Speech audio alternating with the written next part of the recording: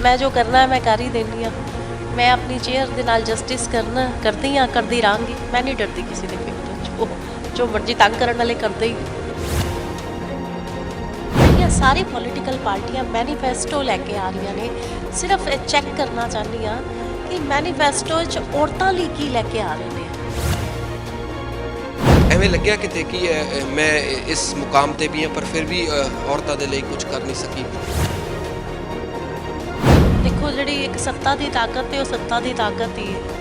कई बार कुछ लोग इदा के आ जाते हैं, उन्होंने पिछे पॉलिटिकल बैक होंगी है, वो कहते हैं कानून साडी जेब विच, साडा भी वाह उन्होंने नाल पैंदा है। और जोड़ा है मेरा टाइम पीरियड रहा है, बहुत सारे पॉलिटिकल नुमाइंदे ने हस्तक्षेप से काम किया ही है, शह रही है। यह सिर्फ एक स्लोगन ही है, बेटी बचाओ तो बेटी पढ़ाओ। स्लोगन ही बन के रह गया। बेटियां पढ़न वालियां जड़े परिवार पढ़ा रहे हैं, पढ़ रही ने, जड़ियाँ बेटियां एक्चुअली पढ़ रही ने, क्या वो सफ़र नहीं कर रही? बहुत सफ़र कर रही। को जानांगे जनवावांगे, टाइम आ गया। जड़े आने वाले 5 साल ने, कमीशन भी बैठेगा नहीं चुप, कमीशन भी बोलेगा तो खोलेगा पोल। क्योंकि मैं चुनाव तो नहीं लड़ना, पर मेरी जड़ी 50% औरतों के वोट ने, मेरा एक विजन है कि आने वाले 5 साल औरत सफ़र ना करे तो साडा बड़ा ध्यान रहने वाला है। ਸਤਿ ਸ਼੍ਰੀ ਅਕਾਲ ਜੀ, ਡੇਲੀ ਪੋਸਟ ਪੰਜਾਬੀ ਤੁਸੀਂ ਵੇਖ ਰਹੇ ਹੋ। ਮੈਂ ਗਗਨ ਸ਼ੁਕਲਾ ਤੇ ਅੱਜ ਲੋਹੜੀ ਦਾ ਦਿਨ ਹੈ ਤੇ ਲੋਹੜੀ ਦੀ ਗੱਲਬਾਤ ਕੀਤੀ ਜਾਵੇ ਤਾਂ ਖਾਸ ਕਰਕੇ ਪੰਜਾਬ ਜਾਂ ਪੂਰੇ ਦੇਸ਼ ਦੇ ਵਿੱਚ ਧੀਆਂ ਦੀ ਲੋਹੜੀ ਖਾਸ ਤੌਰ ਤੇ ਮਨਾਈ ਜਾਂਦੀ ਹੈ ਤੇ ਤੁਸੀਂ ਟੀਵੀ ਜਾਂ ਚੈਨਲਸ ਤੇ ਵੀ ਇਹ ਚੀਜ਼ ਜ਼ਰੂਰ ਦੇਖਦੇ ਹੋਵੋਗੇ। ਜਦੋਂ ਕੁੜੀਆਂ ਜਾਂ ਔਰਤਾਂ ਦੀ ਗੱਲ ਹੁੰਦੀ ਹੈ ਤਾਂ ਪੰਜਾਬ ਰਾਜ ਮਹਿਲਾ ਵੂਮਨ ਕਮਿਸ਼ਨ ਦੇ ਚੇਅਰਪਰਸਨ ਮਨੀਸ਼ਾ ਗੁਲਾਟੀ ਨਾਲ ਅਸੀਂ ਮੌਜੂਦ ਹਾਂ। ਮਨੀਸ਼ਾ ਜੀ ਬਹੁਤ ਸਵਾਗਤ ਹੈ। Thank you so much ma'am Lohri ਦੀਆਂ ਬਹੁਤ ਮੁਬਾਰਕਾਂ ਜੀ। मैं ਤੁਹਾਨੂੰ ਵੀ ਤੇ ਡੇਲੀ ਪੋਸਟ ਦੇ ਸਾਰੇ ਜਿੰਨੇ ਦਰਸ਼ਕ ਨੇ ਪੂਰੇ ਪੰਜਾਬ ਨੂੰ ਤੁਹਾਡੇ ਮਾਰਫਤ ਲੋਹੜੀ ਦੀ ਬਹੁਤ ਸ਼ੁਭਕਾਮਨਾਵਾਂ ਦਿੰਦੀ। ਮੈਮ ਅੱਜ ਲੋਹੜੀ ਦਾ ਦਿਨ ਹੈ ਤਾਂ ਪੰਜਾਬ ਦੀ ਗੱਲ ਕਰ ਲੈਂਦੇ ਹਾਂ ਤਾਂ ਲੋਹੜੀ ਧੀਆਂ ਦੀ ਲੋਹੜੀ ਖਾਸ ਕਰਕੇ ਮਨਾਈ ਜਾਂਦੀ ਹੈ। ਜਦੋਂ ਆਪਾਂ ਧੀਆਂ ਦੀ ਲੋਹੜੀ ਮਨਾਉਂਦੇ ਹਾਂ ਤਾਂ ਕਿਵੇਂ ਦੇਖਦੇ ਹੋ ਇਹ ਚੀਜ਼ ਅੱਜ ਸਾਕਾਰ ਹੋ ਗਈ, ਲੜਕੇ ਆ ਲੜਕੀ 'ਚ ਫਰਕ ਖਤਮ ਹੋ ਗਿਆ? ਨਹੀਂ ਬਿਲਕੁਲ ਨਹੀਂ ਹੋਇਆ, ਹਾਲੇ ਸਾਰਥਕ ਨਹੀਂ ਹੈ। ਇਹ ਕੁਝ ਸਾਲਾਂ ਤੋਂ ਚੱਲਦੇ ਰਿਹਾ ਕਿ ਸਾਡੇ ਪੰਜਾਬ ਨੇ ਇਹ ਰੀਤ ਸ਼ੁਰੂ ਕੀਤੀ ਲੋਹੜੀ ਧੀਆਂ ਦੀ। ਲੋਹੜੀ ਦੇ ਤਿਉਹਾਰ ਨੂੰ ਇੱਕ ਨਾਮ ਤੇ ਦੇ ਦਿੱਤਾ ਗਿਆ। ਕੁਝ 1% ਲੋਕ ਇਸ ਦਿਨ ਨੂੰ ਸੈਲੀਬ੍ਰੇਸ਼ਨ ਕਰਦੇ ਨੇ, ਕੁਝ 1%, ਪਰ ਮੀਨਿੰਗ ਜਿਹੜਾ ਸਾਰਥਕ ਹੋਣਾ ਚਾਹੀਦਾ ਉਹ ਐਕਚੁਅਲ ਵਿੱਚ ਨਹੀਂ ਹੈ। ਜਿਹੜੀ ਔਰਤ ਦੇ ਨਾਲ ਅੱਜ ਜੋ ਵਿਵਹਾਰ ਹੋ ਰਿਹਾ ਹੈ ਜਾਂ ਰਿਵਰਸ ਵੀ ਹੋ ਰਹੀਆਂ ਨੇ ਚੀਜ਼ਾਂ, ਤੇ ਉਹਦੇ ਲਈ ਮੇਰਾ ਸੋਚ ਕੇ ਇੱਕ ਦਿਨ ਨਾਲ ਕੰਪੈਰੀਜ਼ਨ ਕਰਨਾ ਠੀਕ ਹੈ। ਲੋਹੜੀ ਦਾ ਤਿਉਹਾਰ ਖੁਸ਼ੀਆਂ ਦਾ ਤਿਉਹਾਰ ਹੈ, ਮੁੰਡਿਆਂ ਨੂੰ ਪੁੱਤਾਂ ਨੂੰ ਸਮਰਪਿਤ ਕਰਦੀ ਸੀ ਦੁਨੀਆ। ਕੁਝ ਟਾਈਮ ਤੋਂ ਲੋਹੜੀ ਧੀਆਂ ਦੀ ਕਹਿ ਕੇ ਇਸ ਦਿਨ ਨੂੰ ਡੈਡੀਕੇਟ ਕੀਤਾ ਗਿਆ। ਇਹ ਨਾਰਾ ਹੈ ਹਰ ਜਗ੍ਹਾ ਪ੍ਰਚਲਿਤ ਹੈ ਔਰਤਾਂ ਦੀ। ਤੁਸੀਂ ਹੋਕਾ ਦਿੰਦੇ ਰਹਿੰਦੇ ਹੋ, ਹਰ ਬੱਸਾਂ ਤੇ ਹਰ ਜਗ੍ਹਾ ਕਾਨੂੰਨ ਬਣ ਗਏ, ਪਰ ਇਹ ਚੀਜ਼ਾਂ ਜ਼ਮੀਨ ਤੇ ਇੰਪਲੀਮੈਂਟ ਹੋਣੀਆਂ। ਕੀ ਸਾਡੇ ਮਾਨਸਿਕ ਸਾਡੇ ਦਿਮਾਗ ਦਾ ਵਿਕਾਸ ਹੋ ਗਿਆ ਇਸ ਚੀਜ਼ ਦੇ ਲਈ ਅਸੀਂ ਪਰਪੱਕ ਹੋ ਗਏ? ਬਿਲਕੁਲ, ਇਹ ਸਿਰਫ ਇੱਕ ਸਲੋਗਨ ਹੀ ਹੈ, ਬੇਟੀ ਬਚਾਓ ਤੇ ਬੇਟੀ ਪੜਾਓ। ਸਲੋਗਨ ਹੀ ਬਣ ਕੇ ਰਹਿ ਗਿਆ। ਬੇਟੀਆਂ ਪੜਨ ਵਾਲੀਆਂ ਜਿਹੜੇ ਪਰਿਵਾਰ ਪੜ੍ਹਾ ਰਹੇ ਨੇ, ਪੜ੍ਹ ਰਹੀਆਂ ਨੇ, ਪਰ ਜਿਹੜੀਆਂ ਬੇਟੀਆਂ ਐਕਚੁਅਲੀ 'ਚ ਪੜ੍ਹ ਰਹੀਆਂ ਨੇ, क्या वो सफ़र नहीं कर रही? बहुत सफ़र कर रही ने। ਇਹ ਕਮਿਸ਼ਨ ਨੂੰ ਹੀ ਪਤਾ ਹੈ ਕਿ ਬੇਟੀ ਬਚਾਓ ਬੇਟੀ ਪੜ੍ਹਾਓ ਨਾਰਾ ਤੇ ਬਣ ਗਿਆ, ਪਰ ਇਹਦੇ ਤੇ ਐਕਚੁਅਲ ਐਗਜ਼ੀਕਿਊਸ਼ਨ ਕਿੰਨਾ ਹੋ ਰਿਹਾ, ਇੰਪਲੀਮੈਂਟ ਕਿੰਨਾ ਹੋ ਰਿਹਾ, ਕਾਨੂੰਨ ਦੀ ਜਿਹੜੀ ਲਾਅ ਐਂਡ ਵਿਵਸਥਾ ਹੈ ਕਿੰਨੀ ਕੁ ਦਰੁਸਤ ਹੈ, ਕਿੰਨਾ ਕੁ ਕੰਮ ਹੋ ਰਿਹਾ, ਔਰਤ ਕਿੰਨਾ ਸਫ਼ਰ ਕਰ ਰਹੀ ਹੈ। 50% ਵੋਟ ਵਿਮਨ ਦਾ, ਉਹਨਾਂ ਦੇ ਕਨਸਟੀਟਿਊਸ਼ਨਲ ਰਾਈਟਸ ਨੂੰ ਆਪਾਂ ਦੇਖ ਰਹੇ ਹਾਂ। ਸਾਨੂੰ ਪਤਾ ਹੈ ਕਿ ਔਰਤ ਇੰਪਾਵਰ नहीं हैगी। हाले एक स्लोगन ही है, स्लोगन ही रह गया बन के कि बेटी बचाओ बेटी पढ़ाओ। औरत बहुत सफ़र कर रही है। 70 साल तो हो गए ने आज़ाद होया नू, या मायने बड़िया सारे स्लोगन आए, बड़ी सारिया सरकारां ठोस चीज़ां नीतियां लैके आंदियां ने, पर नहीं हाले औरत इंपावर नहीं है। मैम ਤੁਸੀਂ ਉਸ ਸੀਟ ਤੇ ਬੈਠੇ ਹੋ ਜਿੱਥੇ ਬਹੁਤ ਕੁਝ ਔਰਤਾਂ ਦੇ ਲਈ ਕਰ ਸਕਦੇ ਹੋ। ਸਰਕਾਰ ਦਾ ਕਿੰਨਾ ਸਹਿਯੋਗ ਰਹਿੰਦਾ ਹੈ ਕਾਨੂੰਨ ਦੇ ਨਾਲ? ਜਿਹੜੇ ਲੋਕ ਜ਼ੁਲਮ ਕਰਦੇ ਨੇ ਕਾਨੂੰਨ ਦੇ ਨਾਲ ਕਿਵੇਂ ਖੇਡਦੇ ਨੇ, ਔਰ ਤੁਹਾਨੂੰ ਇਹਨਾਂ ਚੀਜ਼ਾਂ ਨੂੰ ਸਜ਼ਾ ਤੱਕ ਜਾਂ ਕਹਿ ਲਓ ਇਨਸਾਫ ਤੱਕ ਪਹੁੰਚਾਉਣ ਦੇ ਲਈ ਕਿੰਨਾ ਸਫ਼ਰ ਕਰਨਾ ਪੈਂਦਾ, ਕਿਹੜੀਆਂ ਚੀਜ਼ਾਂ ਤੁਹਾਨੂੰ ਇਹ ਚੀਜ਼ਾਂ ਤੁਹਾਡੇ ਰਸਤੇ ਦੇ ਵਿੱਚ ਰੁਕਾਵਟ ਬਣਦੀਆਂ? देखो ये ते हुन ये जो पब्लिक है सब जानती है ਜਿਹੜਾ ਸਹਿਯੋਗ ਦੀ ਗੱਲ ਹੈ ਪਰ ਪਬਲਿਕ ਸਾਡੇ ਜ਼ਰੀਏ ਤੋਂ ਜਾਣਨਾ ਚਾਹੁੰਦੀ। ਪਬਲਿਕ ਨੂੰ ਜਾਣਾਂਗੇ ਜਨਵਾਵਾਂਗੇ, ਟਾਈਮ ਆ ਗਿਆ। ਜਿਹੜੇ ਆਉਣ ਵਾਲੇ 5 ਸਾਲ ਨੇ ਕਮਿਸ਼ਨ ਵੀ ਬੈਠੇਗਾ ਨਹੀਂ ਚੁੱਪ, ਕਮਿਸ਼ਨ ਵੀ ਬੋਲੇਗਾ ਤੇ ਖੋਲੇਗਾ ਪੋਲ। ਕਿਹਦੀ ਪੋਲ ਖੋਲ ਰਹੇ ਹੋ? ਇਹ ਦੇਖੋ ਇਹ ਟਾਈਮ ਨੂੰ ਕੋਲ ਆ ਲੈਣ ਦਿਓ। ਅਬ ਕੰਸਰਨ ਇੰਨਾ ਹੀ ਹੈ ਕਿ ਆਉਣ ਵਾਲੇ ਜਿਹੜੇ 5 ਸਾਲ ਨੇ ਸਾਡੀ ਬੱਚੀਆਂ ਲਈ, ਭੈਣਾਂ ਲਈ, ਇਹਨਾਂ ਦੀ ਸੁਰੱਖਿਆ ਨੂੰ ਲੈ ਕੇ ਮੇਰਾ ਬੜਾ ਕੰਸਰਨ ਹੈ। ਸੁਰੱਖਿਆ ਨੂੰ ਲੈ ਕੇ ਇਹਨਾਂ ਦੀ ਐਮਪਾਵਰ ਤੇ ਜਿਹੜੀਆਂ ਗੱਲਾਂ ਹੋ ਰਹੀਆਂ ਨੇ, ਜਿਹੜੀਆਂ ਸਾਰੀ ਪੋਲੀਟੀਕਲ ਪਾਰਟੀਆਂ ਮੈਨੀਫੈਸਟੋ ਲੈ ਕੇ ਆ ਰਹੀਆਂ ਨੇ, ਸਿਰਫ ਇਹ ਚੈੱਕ ਕਰਨਾ ਚਾਹੁੰਦੀ ਹਾਂ ਕਿ ਮੈਨੀਫੈਸਟੋ 'ਚ ਔਰਤਾਂ ਲਈ ਕੀ ਲੈ ਕੇ ਆ ਰਹੇ ਨੇ। ਕਿਆ ਉਹ ਇੱਕ ਸਿਰਫ ਲੁਭਾਵਨੇ ਮੈਸੇਜ ਹੀ ਨੇ ਕਿ ਇਹ ਦੇਾਂਗੇ, ਫਿਰ ਪਿਛਲੇ ਸਾਲਾਂ ਦਾ ਕੁਝ ਡਾਟਾ ਅੱਗੇ ਲੈ ਕੇ ਆਵਾਂਗੀ ਉਹਨਾਂ ਨੂੰ ਰੱਖਦੇ ਹੋਏ ਕਿ ਐਕਚੁਅਲ ਵਿੱਚ ਔਰਤ ਦੀ ਸੁਰੱਖਿਆ ਤੇ, ਔਰਤ ਦੇ ਇੰਪਾਵਰਮੈਂਟ ਤੇ, ਜਿਹੜੇ ਹੋਰ ਔਰਤਾਂ ਨੂੰ, ਚਾਹੇ ਉਹ ਆਂਗਨਵਾੜੀ ਹੋਏ, ਚਾਹੇ ਟੀਚਰਾਂ ਹੋਣ, ਚਾਹੇ ਨਰਸਿੰਗ ਸਟਾਫ ਹੋਏ, ਜਿਨ੍ਹਾਂ ਸਾਡੀ ਔਰਤਾਂ ਨੇ ਸਫ਼ਰ ਵੀ ਕੀਤਾ, ਆਪਾਂ ਉਹਨੂੰ ਉਹਦੇ ਨਾਲ ਦੇਖਾਂਗੇ ਕਿ ਕਿਆ ਐਕਚੁਅਲ ਵਿੱਚ ਇਹ ਲੋਕ ਇਹਨਾਂ ਜਿਹੜੇ ਔਰਤਾਂ ਲਈ ਮੈਨੀਫੈਸਟੋ ਚੀਜ਼ਾਂ ਲੈ ਕੇ ਆ ਰਹੇ ਨੇ, ਕਿਆ ਇਹ ਐਕਚੁਅਲ ਵਿੱਚ ਪੂਰੇ ਹੋਣਗੇ। ਕਿਉਂਕਿ ਮੈਂ ਚੁਣਾਵ ਤਾਂ ਨਹੀਂ ਲੜਨਾ, ਪਰ ਮੇਰੀ ਜਿਹੜੀ 50% ਔਰਤਾਂ ਦੇ ਵੋਟ ਨੇ, ਮੇਰਾ ਇੱਕ ਵਿਜ਼ਨ ਹੈ ਕਿ ਆਉਣ ਵਾਲੇ 5 ਸਾਲਾਂ 'ਚ ਔਰਤ ਸਫ਼ਰ ਨਾ ਕਰੇ, ਤੇ ਸਾਡਾ ਬੜਾ ਧਿਆਨ ਰਹਿਣ ਵਾਲਾ ਹੈ। ਆਪਾਂ ਇਹ ਨਾਲ ਰਹਾਂਗੇ, ਜਿਵੇਂ ਮੈਨੀਫੈਸਟੋ ਆਉਂਦੇ ਰਹਿਣਗੇ, ਕਮਿਸ਼ਨ ਵੀ ਨਾਲ ਚੱਲਦਾ ਜਾਏਗਾ, ਅਵੇਅਰ ਕਰਦਾ ਜਾਏਗਾ, ਔਰ ਪੂਰੀ ਆਪਣੀ ਕੁਰਸੀ ਤੇ ਬੈਠ ਕੇ ਆਪਾਂ ਲੋਕਾਂ ਨੂੰ ਅਵੇਅਰ ਕਰਾਵਾਂਗੇ ਤੁਹਾਡੇ ਲਈ ਕੀ ਸਹੀ ਹੈ, ਕੀ ਗਲਤ ਹੈ।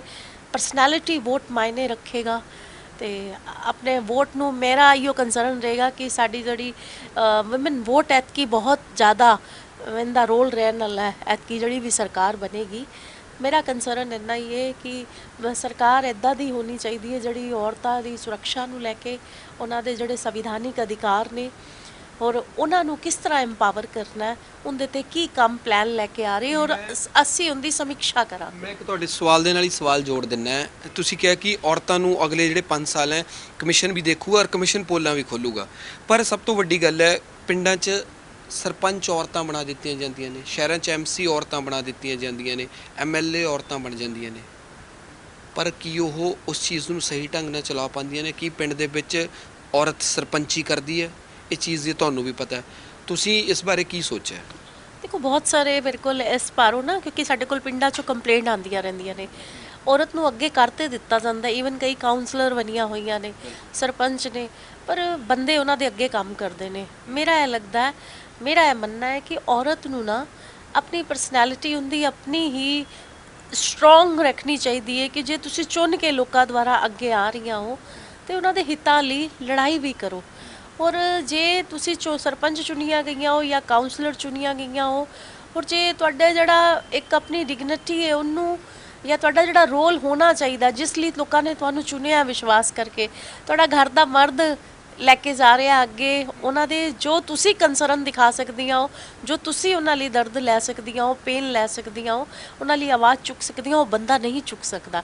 ਕੁਝ ਚੀਜ਼ਾਂ ਇੱਦਾਂ ਦੀਆਂ ਵੀ ਹੁੰਦੀਆਂ ਨੇ ਕਿ ਔਰਤ ਨੂੰ ਹੀ ਦੱਸ ਸਕਦੀ ਹੈ। ਸਾਡੇ ਸਮਾਜ ਦਾ ਜਿਹੜਾ ਇੱਕ ਹੈ ਸਟਰਕਚਰ ਹੀ ਇੱਦਾਂ ਦਾ ਹੈ, ਮਾਹੌਲ ਇੱਦਾਂ ਦਾ ਹੈ, ਕਲਚਰ ਹੈ, ਸੁਸਾਇਟੀ ਹੈ। ਪਿੰਡਾਂ 'ਚ ਲੋਕੀ ਕਈ ਜਨਾਨੀਆਂ ਨਾਲ ਜ਼ਿਆਦਾ ਗੱਲ ਕਰਕੇ ਕੰਫਰਟੇਬਲ, ਈਵਨ ਕਮਿਸ਼ਨ ਵਿੱਚ ਵੀ ਮੇਰੇ ਕੋਲ ਕਈ ਵਾਰੀ ਇਸ ਤਰ੍ਹਾਂ ਹੁੰਦਾ। ਤੇ ਮੈਨੂੰ ਲੱਗਦਾ ਹੈ ਕਿ ਔਰਤ ਨੂੰ ਖੁਦ ਨੂੰ ਐਮਪਾਵਰ ਕਰਨ ਲਈ, ਮੈਂ ਹਮੇਸ਼ਾ ਤੋਂ ਕਹਿੰਦੀ ਹਾਂ ਕਿ ਔਰਤ ਆਪਣੇ ਆਪ ਤੋਂ ਜ਼ਿਆਦਾ ਔਰਤ ਨੂੰ ਕੋਈ ਐਮਪਾਵਰ ਨਹੀਂ ਕਰ ਸਕਦਾ। ਔਰਤ ਨੂੰ ਐਮਪਾਵਰ ਕਰਨ ਦੀ ਗੱਲ ਕੀਤੀ ਜਾ ਰਹੀ ਹੈ। ਤਰੱਕੀ ਕਰ ਲਈ, 21ਵੀਂ ਸਦੀ 'ਚ ਪਹੁੰਚ ਗਏ, ਪੁਲਾੜ ਤੇ ਪਹੁੰਚ ਗਏ, ਵੱਡੇ ਹਥਿਆਰ ਲੈ ਲਏ, ਪਰ ਸਾਡੀ ਔਰਤ ਹੀ ਸਭ ਤੋਂ ਹੱਦ ਤੱਕ ਐਮਪਾਵਰ ਨਹੀਂ ਹੋਈ। ਇਹ ਕਿਉਂ ਹੈ? ਇਹ ਦੇਖੋ ਜਦੋਂ ਇਹ ਸਰਕਾਰਾਂ ਬਣ ਜਾਂਦੀਆਂ ਨੇ ਨਾ, ਇਹਨਾਂ ਦੇ ਸਲੋਗਨ ਆ ਜਾਂਦੇ ਨੇ ਜਾਂ ਜੋ ਵੀ ਪਲਾਨਸ ਲੈ ਕੇ ਆਉਂਦੀਆਂ ਨੇ, ਐਗਜੀਕਿਊਸ਼ਨ ਹੋਣਾ ਚਾਹੀਦਾ ਹੈ। ਮੇਰਾ ਇਹ ਮੰਨਣਾ ਹੈ ਸਰਕਾਰਾਂ ਦਾ ਜਿਹੜਾ ਰੋਲ ਹੈ ਉਹ ਐਗਜੀਕਿਊਸ਼ਨ ਕਰਨ, ਉਹਨੂੰ ਜ਼ਮੀਨੀ ਤੌਰ ਤੇ ਉਹਨੂੰ ਲੈ ਕੇ ਆਉਣ ਕਿ ਇਹਨਾਂ ਦਾ ਇੰਪਲੀਮੈਂਟ ਜ਼ਰੂਰ ਹੋਣਾ ਚਾਹੀਦਾ ਹੈ। ਬਾਕੀ ਔਰਤ ਦਾ ਸਭ ਤੋਂ ਆਪਣੀ ਪਰਸਨੈਲਿਟੀ ਦਾ ਸਭ ਤੋਂ ਆਪਦਾ ਬੜਾ ਵੱਡਾ ਰੋਲ ਹੈ। ਮੈਂ ਪਰਸੋਂ ਵੀ ਇੱਕ ਲੋਹੜੀ ਦੇ ਤਿਉਹਾਰ ਤੇ ਗਈ ਸੀ, ਮੈਂ ਉੱਥੇ ਵੀ ਔਰਤਾਂ ਮੈਨੂੰ ਪੁੱਛ ਰਹੀਆਂ ਸੀ ਆਪਾਂ ਵੋਟ ਕਿਹਨੂੰ ਪਾਈਏ। ਲੋਕੀ ਮੈਨੂੰ ਬੜੇ ਸਾਰੇ ਮੈਸੇਜ ਦਿੰਦੇ ਨੇ, ਫੋਨ ਕਰਦੇ ਨੇ, ਇੱਥੇ ਵੀ ਆ ਕੇ ਪੁੱਛਦੇ ਨੇ। ਤੇ ਔਰਤ ਦਾ ਆਪਣੀ ਜਿਹੜੀ ਇੰਟਰਨਲ ਸਟਰੈਂਥ ਹੈ ਜਾਂ ਉਹਦੀ ਆਪਣੀ ਅੰਤਰਾਤਮਾ ਕੀ ਕਹਿੰਦੀ ਹੈ। ਅੱਜ ਦੀ ਔਰਤ ਬਹੁਤ ਸਮਝਦਾਰ ਹੋ ਗਈ ਹੈ ਤੇ ਆਪਣੇ ਆਪ ਨੂੰ ਇੰਪਾਵਰ ਕਰਨ ਵਾਸਤੇ ਔਰਤ ਨੂੰ ਖੁਦ ਮਜ਼ਬੂਤ ਹੋਣਾ ਪਏਗਾ ਕਿ ਤੁਸੀਂ ਕਿਸੇ ਦੇ ਨਾਲ ਨਾ ਜਾਤੀ ਕਰੋ ਤੇ ਨਾ ਜਾਤੀ ਸਹੋ। ਆਪਣੇ ਆਪ ਨਾਲ ਪਿਆਰ ਕਰੋ ਔਰ ਔਰਤ ਹੀ ਔਰਤ ਦਾ ਸਨਮਾਨ ਕਰੇ। ਮਰਦ ਨੂੰ ਵੀ ਮੌਕਾ ਮਿਲਣਾ ਚਾਹੀਦਾ ਹੈ। ਕਾਨੂੰਨ ਵਿੱਚ ਬਹੁਤ ਸਾਰੀ ਥਾਵਾਂ ਤੇ ਆਦਮੀ ਦੀ ਸੁਣਵਾਈ ਨਹੀਂ। ਆਪਣੀ ਪ੍ਰੋਬਲਮਸ ਨੂੰ ਈਗੋ ਤੇ ਲਿਆ ਕੇ ਜਾਂ ਫਿਰ ਮਰਦ ਨੂੰ ਨੀਵਾਂ ਦਿਖਾ ਕੇ ਜਾਂ ਮਰਦ ਔਰਤ ਦੇ ਨਾਲ ਮਿਸਬਿਹੇਵ ਕਰੇ। ਬੈਲੈਂਸ ਕਰਨ ਦੀ ਬਹੁਤ ਜ਼ਰੂਰਤ ਹੈ। ਮੈਮ ਸਰਕਾਰਾਂ ਦਾ ਕਿੰਨਾ ਸਹਿਯੋਗ ਰਿਹਾ? ਜੇ ਤੁਹਾਡੇ ਟੈਨਿਓਰ ਦੀ ਗੱਲ ਕਰ ਲਈਏ, ਹੁਣ ਇਲੈਕਸ਼ਨ ਕੋਡ ਲੱਗ ਗਿਆ, ਨਵੀਂ ਸਰਕਾਰ ਹੋਣ ਚਾਹੂਗੀ, ਪਿੱਛੇ ਕੈਪਟਨ ਸਰਕਾਰ ਰਹੀ ਹੈ, ਫਿਰ 3 ਮਹੀਨੇ ਚੰਨੀ ਸਰਕਾਰ ਰਹੀ ਹੈ, ਕਿਵੇਂ ਦਾ ਸਹਿਯੋਗ ਰਿਹਾ ਤੁਹਾਨੂੰ? 2 ਮੁੱਖ ਮੰਤਰੀਆਂ ਨਾਲ ਤੁਸੀਂ ਕੰਮ ਕੀਤਾ। ਦੇਖੋ ਮੇਰਾ ਇਹ ਮੰਨਣਾ ਹੈ 94 ਤੋਂ ਕਮਿਸ਼ਨ ਬਣਿਆ ਹੋਇਆ। ਇਹ ਕਮਿਸ਼ਨ ਤੇ ਆਂਦੇ ਬੰਦੇ ਜਾਂਦੇ ਰਹਿਣਗੇ। ਤੁਹਾਡੀ ਆਪਣੀ ਪਰਸਨੈਲਿਟੀ ਤੇ ਬਹੁਤ ਡਿਪੈਂਡ ਕਰਦਾ ਹੈ ਕਿ ਤੁਸੀਂ ਆਪਣੇ ਕੰਮ ਨੂੰ ਕਿਸ ਹੱਦ ਤੱਕ ਔਰ ਆਪਣੀ ਇਮੋਸ਼ਨਸ ਨਾਲ ਕਿਸ ਤਰ੍ਹਾਂ ਰਿਲੇਟ ਕਰਕੇ ਕਿੰਨਾ ਆਪਣੀ ਚੇਅਰ ਦੇ ਨਾਲ ਇਨਸਾਫ ਕਰ ਰਹੇ ਹੋ। ਸਰਕਾਰਾਂ ਵੀ ਉੱਥੇ ਹੀ ਸਪੋਰਟ ਕਰਦੀਆਂ ਨੇ ਜੇ ਕਿ ਤੁਹਾਡੇ ਆਪਣੇ ਅੰਦਰ ਦਮ ਹੈ ਕੰਮ ਕਰਨ ਦਾ।